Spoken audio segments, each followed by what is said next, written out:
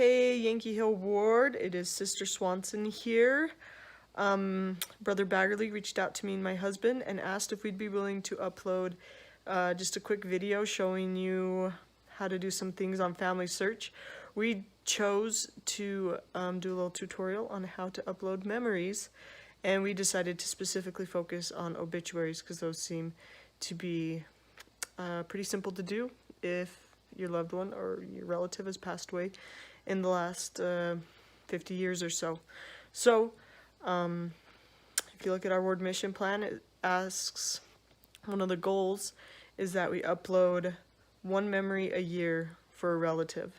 So this is an easy way to start, a quick way to start, and we hope that through this video you'll be able to get on, and if nothing else, upload an obituary, and hopefully you keep going after that and you find other stories either through the internet or through relatives or newspaper clippings that you can also upload to bulk up your relatives' memories so that you can get to know them a little better, and so can everyone else.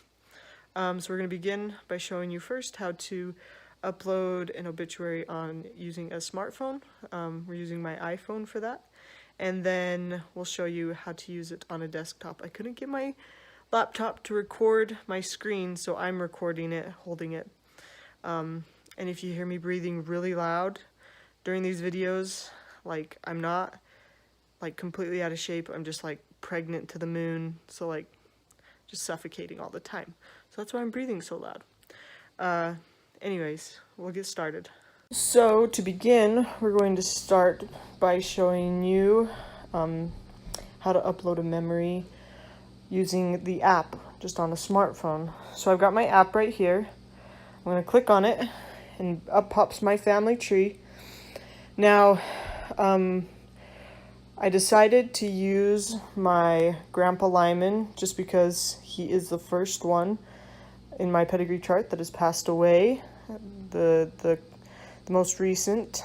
So I'm going to check and see, first of all, if he has an obituary or not. So I click on him, and then you can see up just under his name it has details, spouses, parents, source, memories. So I'm going to click on his memories, and up pops his memories. Some of these memories aren't really too associated with him, but because they mention him, he is linked to these memories. So we have a few obituaries here, but they're my aunt's, so they're not his. We've got some pictures.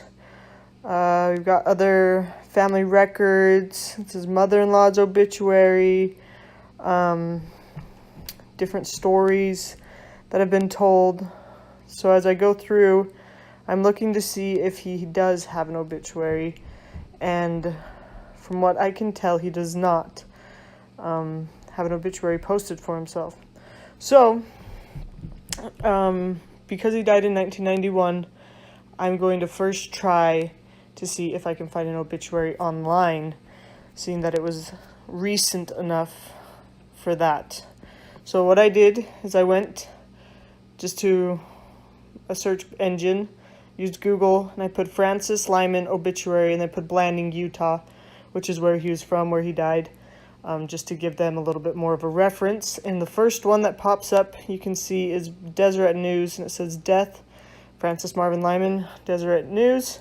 So I click on it, and it's exactly what I'm looking for. It's his obituary. Now, you'll find that the more recent deaths in your family, the obituaries might not be that hard to find because many newspapers have gone and digitized many of their records. Others, not so easy. If I wasn't able to find it anywhere online, my first source probably would have been my grandma. I probably would have asked her if she had a newspaper clipping or if she had it stored somewhere, and I could either take a picture or scan it in and upload it to my FamilySearch for his memories. So what I'm going to do, the most simple way, because there's no pictures attached or anything like that, I'm just going to simply copy and paste this. So I'm going to start from there. And some of these, you can tell that his is just a very basic obituary. Some of them are a little more I don't know if fancy is the right word, but they have a little more to them, but his is very straightforward. So I copied that. I'm going to come back to my family tree, and then I want to add this memory. So down in the bottom right corner, you'll see that green circle with a plus sign. I'm going to click that. Now, because I'm on my iPhone right now, I don't have any documents on my iPhone. So if I push add document, it's just going to bring up a bunch of pictures that I can add. So what I'm going to do is I'm going to do write a story, because I can post it in. So the story title is just going to be, I'm going to put Francis Marvin Lyman obituary. Just kind of title it, and then I'm going to paste my content here. So you see it's from the Deseret News, it gives the date, and then it gives his obituary. So it's pretty basic. I can add some images if there's any images I feel like should be associated with this, but I'm just going to leave it as the obituary. So in the top right corner it says save, so I'm going to save that, and I can identify people and add stories to the tree. So if it mentions my dad, I can, add my dad, so on and so forth. So that's it. I'm going to cancel out, and I'm going to make sure that it uploaded, and it did. Right up at the top left corner. It doesn't have a picture associated, so it's not as fun, I guess, but if you click on it, there it is. It says I'm the contributor, and once again, down in the bottom right corner, I can add people, tag people in it, and then it'll be linked to their story, their memories as well. So that is a very basic way of uploading an obituary for a relative. Like I said, you might have to get more creative depending on how long ago they passed away. You might need to call mom or grandma or whoever. And this can be a format used for uploading. As you can see, there's photos, audio, documents, all sorts of memories. So that is the basic way using an iPhone. Okay, so now, real quick, we're just going to go over how this might look on a computer or a laptop desktop situation. So here I am at FamilySearch.org, and I just signed in, and it should look something like this when you do. Up in the top left, I'm going to find my family tree.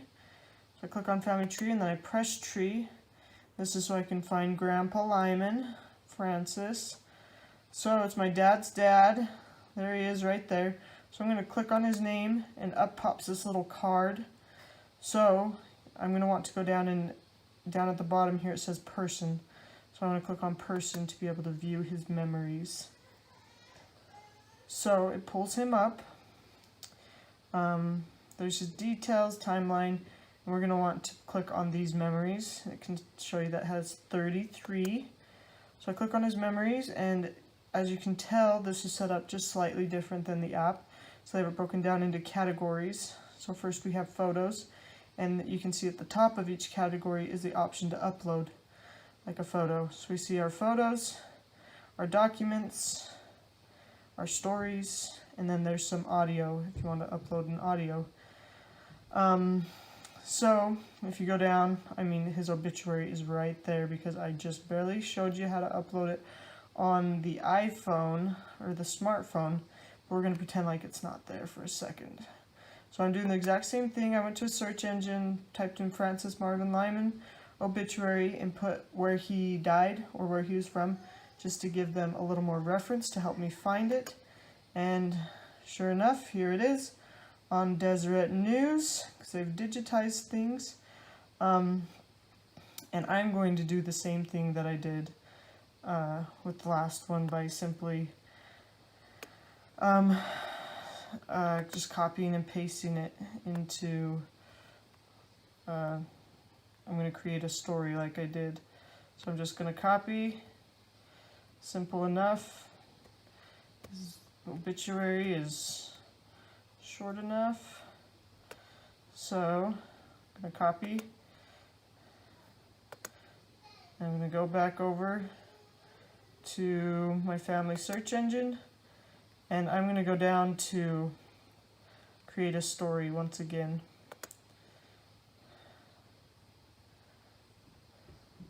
And here I have it. So I'm going to put, so my title, I'll put Francis.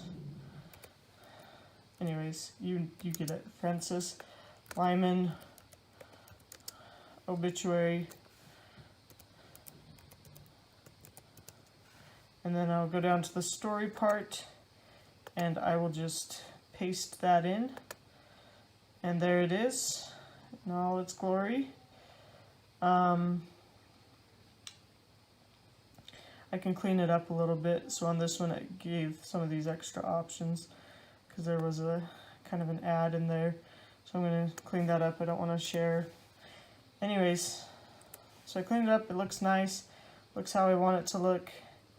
And then I go and I save the story, and it will pop back up on his memories.